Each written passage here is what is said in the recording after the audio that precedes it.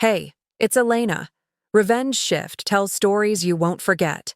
Subscribe if you're ready. Let's begin. My name is Claire Westwood, and I'm a senior software architect for a healthcare company. I make good money, 18700 annually, and I've been financially independent since I was 23. I'm 34 now, and I've owned my 3-bedroom craftsman house in Portland outright for a decade. No mortgage, my name alone on the deed. But to my parents, facts have always been negotiable when it comes to my golden child brother, Marcus. The day everything exploded started ordinarily enough. I was working from home, finishing a code review on my laptop in the sunroom I'd renovated 2 years earlier. The doorbell rang at 11:47 a.m. I wasn't expecting anyone. I opened the door to find both my parents standing there with Marcus and his wife, Jennifer. Behind them, I could see a U-Haul truck idling at the curb. "Pack your things. Your brother and his wife are moving in tomorrow," Mom said, not even greeting me first. She was already looking past me into the house, mentally rearranging my furniture. I blinked. "I'm sorry." "What?" "Don't make this difficult, Claire," Dad said, his tone suggesting I was already being unreasonable. "Marcus and Jennifer need this house. They have a baby on the way."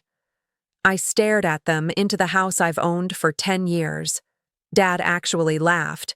It was condescending, dismissive.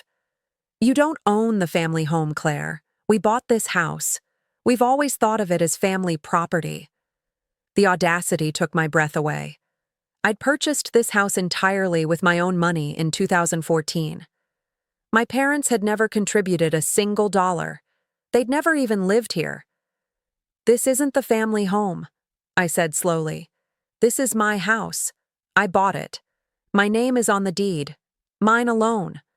Mom waved her hand like I was being tedious. "Semantics. Your father gave you the down payment money." "No, he didn't. I saved $78,000 for the down payment myself. I have bank statements proving every deposit." Marcus spoke up for the first time, his voice tight with manufactured patience. "Claire, we don't have time for your dramatics. Jennifer is 4 months pregnant. We need more space than our apartment. You live here alone. It's selfish." "Selfish," I repeated. "To live in the house I purchased."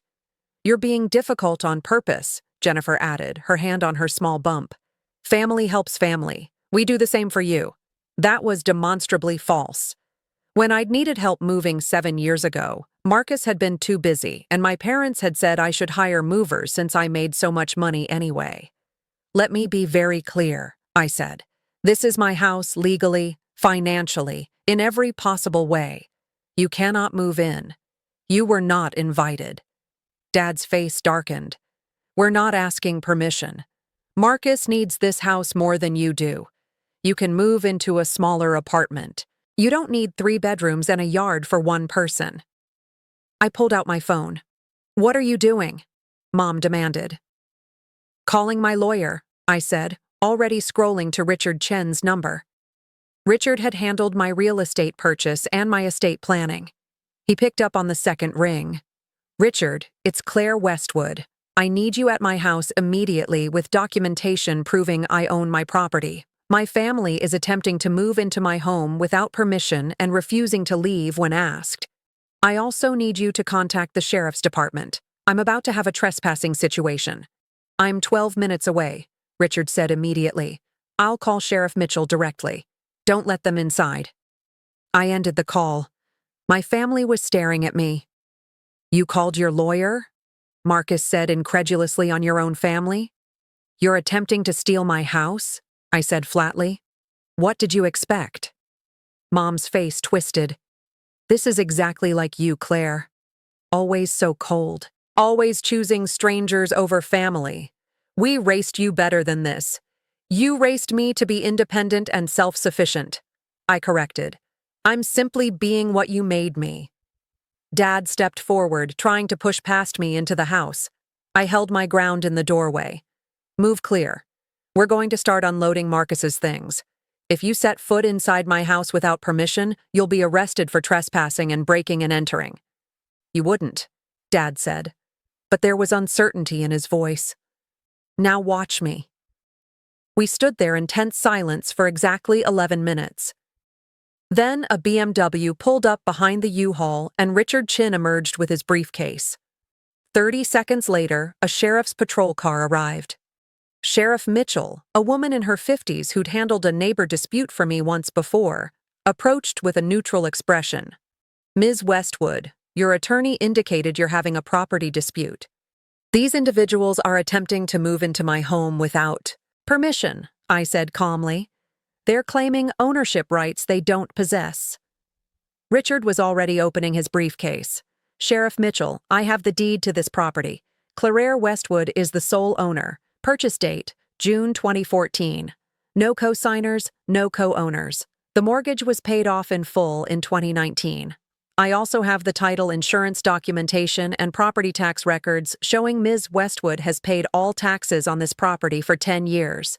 He handed her a folder. She reviewed it carefully. "And these individuals?" Sheriff Mitchell asked, gesturing to my family. "My parents and brother," I said. "They have no legal claim to this property. They've never lived here, never paid toward it, never held any ownership stake." Sheriff Mitchell turned to my parents. "Do you have any documentation suggesting you have rights to this property?" Dad's face was red. "We don't need documentation. We're her parents. We gave her the money to buy it. Do you have proof of that financial gift?" Richard asked smoothly. "Bank transfers, checks, a loan agreement." Silence. "Because I have Miss Westwood's complete financial records from 2013 and 2014, Richard continued. "Every deposit into her down payment savings account came from her employer via direct deposit. There are no large deposits from any other source." Mom was looking panicked now. "This is absurd. Claire, tell them this is a misunderstanding." "We're family. It's not a misunderstanding. I said you came to my house uninvited, demanded I vacate my own property, and attempted to move someone else in. That's attempted theft and trespassing." Sheriff Mitchell closed the folder. "I'm going to need all of you, except Ms. Westwood, to clear this property. This is private property, and the owner has asked you to leave." "This is ridiculous," Marcus exploded. "She's my sister. Jennifer is pregnant. We need this house. Your needs don't supersede property law," Sheriff Mitchell said firmly. "Leave now or I'll arrest you for trespassing." Jennifer started crying. Mom put her arm around her. "Claire, please think of your niece or nephew. They need a good home." "Then Marcus should provide one," I said, "as I've provided for myself." Dad pointed at me, his hand shaking with rage. "You'll regret this. We're done with you. Completely done." "I can accept that," I said. They left. The U-Haul pulled away with whatever belongings they'd already loaded. Sheriff Mitchell took a formal statement from me, and Richard made copies of all the documentation. "Do you want to pursue charges?" Richard asked after the sheriff left. "Not yet," I said, "but document everything. I suspect this isn't over." I was right. Over the next week, I received 47 phone calls from various family members. Aunt Linda called me selfish and cruel. Uncle Robert said I was destroying the family. My cousin Stephanie sent a long text about how disappointed my late grandmother would be. I blocked most of them after they refused to hear my side. Marcus started a social media campaign. He posted on Facebook about his heartless sister who refused to help her pregnant sister-in-law and was hoarding a family home she didn't even need. He tagged mutual friends, distant relatives, people I'd gone to high school with. The post got 340 shares before I screenshotted it and sent it to Richard. "This is defamation," Richard said when I showed him. "He's making false claims that damage your reputation. The house was never family property. Can we send a cease and desist?" "Absolutely. I'll have it drafted today." The cease and desist letter arrived at Marcus's apartment via certified mail 3 days later. He called me 62 times in the following hour. I didn't answer. Then my mother called. "Claire, you sent your brother legal threats." "Your own brother?" "He publicly lied about me and my property." "That's defamation." "He's upset. Jennifer is crying constantly. They're living in a cramped apartment. They can't afford anything bigger on Marcus's salary. Marcus worked in sales and made approximately $52,000 a year. Jennifer didn't work. They chosen their financial situation. That's not my problem to solve by giving up my home. I said, "We raised you to care about family. You raised me to believe Marcus's needs always came before mine," I corrected. That ended when I became an adult and realized that wasn't normal or healthy. She hung up on me. 2 weeks later, I came home from my office to find my locks had been changed. My key didn't work. I called Richard immediately, then the police. When I called my parents' house from my car, Dad answered, "Claire, finally ready to talk since. Did you change my locks?" "Marcus changed them. He and Jennifer moved in this morning. You can collect your things if you're reasonable about this." I felt eerily calm. So Marcus broke into my house and changed the locks. It's not breaking in. He used the spare key you keep under the flower pot. I'd removed that spare key 6 years ago, but apparently Marcus had made a copy before I did. That meant he'd been planning this. "I'm calling the police," I said. "Marcus has broken into my home, changed my locks without permission, and is unlawfully occupying my property. That's burglary and criminal trespassing. You wouldn't dare." I hung up and called 911. The police arrived in 7 minutes. I showed them my deed, my driver's license with this address, my utility bills, my property tax statements. Everything was in my name. Nothing was in Marcus's name. When officers entered my house after I gave them permission as the legal owner, they found Marcus and Jennifer unpacking boxes in my bedroom. My belongings had been thrown into garbage bags in the garage. Marcus was arrested. So was Jennifer, though she sobbed through the entire process. The charges were burglary, criminal trespassing, and vandalism. They damaged my bedroom door when forcing it open. My parents arrived as Marcus was being put in the police car. Mom screamed at me. "You're having your pregnant sister-in-law arrested. What kind of monster are you?" "The kind who doesn't let people steal her house," I said. Dad looked destroyed. "We'll never forgive you for this." "I'm okay with that." They posted bail for Marcus and Jennifer, $1,500 each. They had to take out a loan to cover it. Richard filed for a restraining order the next day. The judge granted it immediately given the break-in and arrest. My parents, Marcus and Jennifer, had to stay at least 500 FT from me and my property. Then things got worse for them. Marcus's employer found out about the arrest. Someone sent them screenshots of his Facebook posts along with the arrest record. They fired him. Their policy was clear. Employees arrested for theft-related crimes were terminated immediately. Without Marcus's income, he and Jennifer couldn't afford their apartment. They moved in with my parents, who lived in a small 2-bedroom condo. It was cramped, exactly the situation they tried to avoid. My mother called from a number I didn't recognize. I answered before checking. "Claire, please. You've made your point. Drop the charges. Marcus lost his job. They have nowhere to go. He committed a crime. I said those are consequences. He's your brother who broke into my house and tried to steal it. We'll pay you rent if you let them stay there. Please." "No. The house is mine. They're not living here ever." She called me names I won't repeat and hung up. The criminal case moved forward. Richard connected me with a prosecutor who was particularly interested in the case because of the social media defamation campaign Marcus had run. "He tried to publicly shame you into giving up your property," the prosecutor, Amanda Reeves, explained. "Then, when that didn't work, he committed burglary. This shows premeditation and intent. The judge won't look kindly on that. Marcus's public defender tried to negotiate a plea deal. Richard and I refused unless it included full restitution for damages, a formal public retraction of all defamatory statements, and a permanent no-contact agreement. Marcus refused. He still believed he was the victim. The case went to trial 4 months later. It lasted 2 days. The evidence was overwhelming. The deed proving I own the house. The locksmith records showing Marcus had hired someone to change the locks. The police reports, the Facebook post showing his campaign against me, testimony from Richard and Sheriff Mitchell. Marcus was convicted on all counts. The judge sentenced him to 18 months in prison, suspended to probation with 400 hours of community service, and ordered him to pay $23,550 in restitution for damages to my property, legal fees, and the cost of resecuring my home. He also had to issue a public retraction, which he posted on the same Facebook account where he defamed me. It got 43 likes compared to the 340 shares his original post received. Most people never saw the truth. Jennifer filed for divorce while Marcus was serving his community service. She moved back to her parents' house in Ohio. The baby, a girl, was born 3 months after the trial. Marcus has supervised visitation twice a month.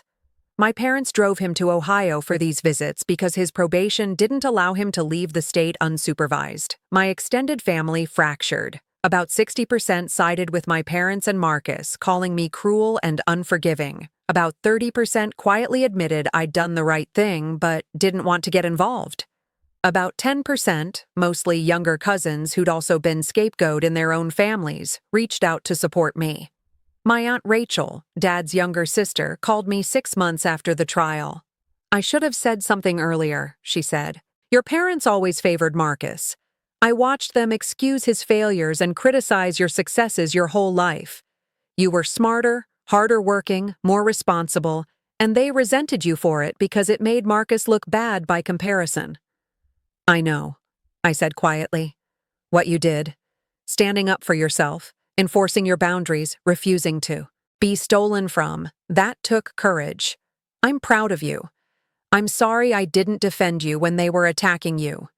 "Thank you," I said, and meant it. My parents tried one final manipulation 8 months after the trial. Mom was diagnosed with high blood pressure and stress-related health issues. Dad called from yet another unknown number. "Your mother is sick because of the stress you've caused. If something happens to her, it's on you." I'd been in therapy for 6 months by then. My therapist, Dr. Sarah Kim, had helped me understand the pattern of manipulation and emotional abuse I'd endured for decades. "Mom's health is her responsibility and her doctor's concern," I said, using the script Dr. Kim and I had practiced. "I'm not responsible for the consequences of other people's choices to commit crimes against me. You're heartless. I'm boundaried. There's a difference." He hung up. I haven't spoken to my parents or Marcus in 2 years now. The restraining order expired, but I renewed it. Marcus completed his probation, but has a criminal record that makes employment difficult. He works part-time at a warehouse. He lives with our parents still. He sees his daughter, who's now 2, twice a month under supervision because Jennifer doesn't trust him alone with her. My parents are still in their 2-bedroom condo, struggling financially because they're supporting Marcus and because they took out loans for his bail and legal defense. Dad had to delay retirement by at least 5 years. I'm still in my house. I renovated the bedroom Marcus and Jennifer damaged, turning it into a home office. I got a promotion last year. I'm now a principal architect making $215,000 annually. I'm seeing someone, a kind man named David, who works in environmental law and thinks my boundaries are healthy and attractive. I sleep well at night. People sometimes ask if I feel guilty, if I regret how hard I came down on my family, if I wish I'd been more forgiving. The answer is no. My family didn't make a mistake. They made a calculated choice to try to take something that belonged to me because they believed Marcus's needs mattered more than my rights. When asked to leave, they escalated. When served with legal warnings, they committed crimes. At every single decision point, they chose entitlement over respect. I didn't ruin their lives. They ruined their own lives by believing they were entitled to my property, my labor, my sacrifice. I simply refused to participate in my own victimization. Dr. Kim calls this recovering from compulsory sacrifice, the expectation that certain family members must sacrifice infinitely for other family members regardless of fairness or reciprocity. For 32 years, I'd been the designated sacrifice, the scapegoat whose achievements were minimized and whose resources were considered community property for Marcus's benefit.